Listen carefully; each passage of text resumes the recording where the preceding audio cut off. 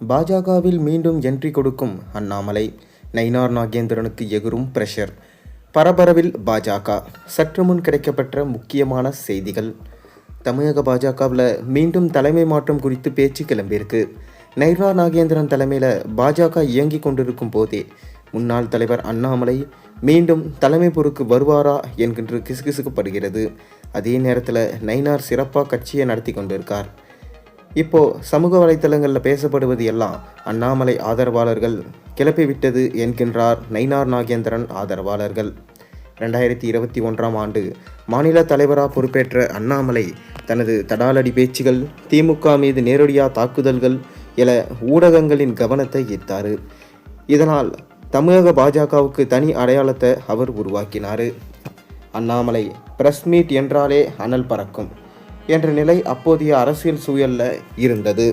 இதனால் பாஜக அப்போது ஊடக வெளிச்சத்தில் இருந்தது மட்டுமல்ல, பல இளைஞர்கள் கட்சியில் இணையும் சூழலும் உருவானது.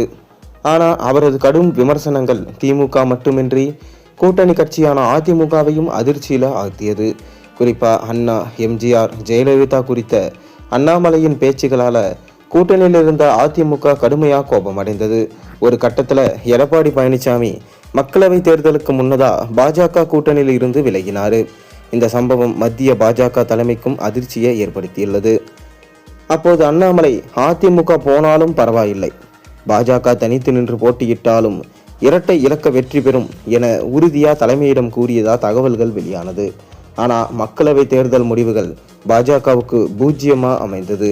இதுவே அண்ணாமலைக்கு பெரிய பின்னடைவை ஏற்படுத்தியது. தொடர்ந்து அமித்ஷா நேரடியாக தலையிட்டு அதிமுகவோட மீண்டும் கூட்டணியை ஏற்படுத்தினார். அதேபோல் எடப்பாடியின் கோரிக்கையின் பேரில் அண்ணாமலை மாநில தலைமை பொறுப்பிலிருந்து நீக்கப்பட்டார்.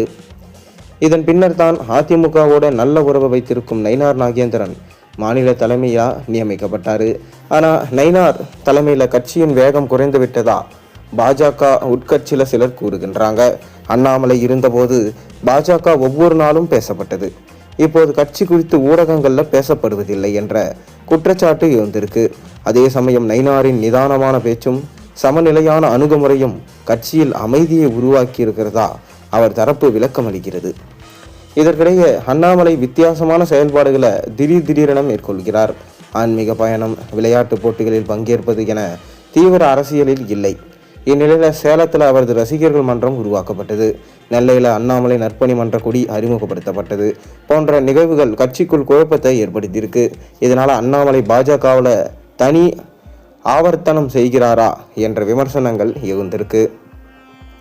இந்நிலையில் தான் பாஜக டெல்லி தலைமை நயினாரின் செயல்பாட்டில் திருப்தியாக உள்ளதா என்ற பெரிய கேள்வி எழுந்திருக்கு. அண்ணாமலை இருந்தபோது கட்சி வாக்கு சதவீதம் உயர்ந்தது என்ற அறிவிக்கை டெல்லி தலைமைக்கு அனுப்பப்பட்டுள்ளதா தகவல். இதனால் அண்ணாமலைக்கு மீண்டும் முக்கிய பொறுப்பு வழங்கலாமா என்ற ஆலோசனையில் மத்திய பாஜக ஈடுபட்டிருக்கு. ஆனால் உடனடியாக தலைமை மாற்றம் நடக்கும் வாய்ப்பு குறைவு என வட்டாரங்கள் கூறுகின்றன. அண்ணாமலைக்கு வேறு பொறுப்பு வழங்கப்படலாம். ஆனால் நயினார் நாகேந்திரன் தான் தேர்தல் வரை கட்சியை வழிநடத்தி செல்வார் என உறுதியாக சொல்லப்படுகின்றது. மேலும் நீங்கள் என்ன நினைக்கிறீங்க? அண்ணாமலையா இல்லை நயினார் நாகேந்திரனா? உங்கள் கருத்துக்களை மறக்காமல் கீழே கமெண்ட்டில் பதிவிடுங்க.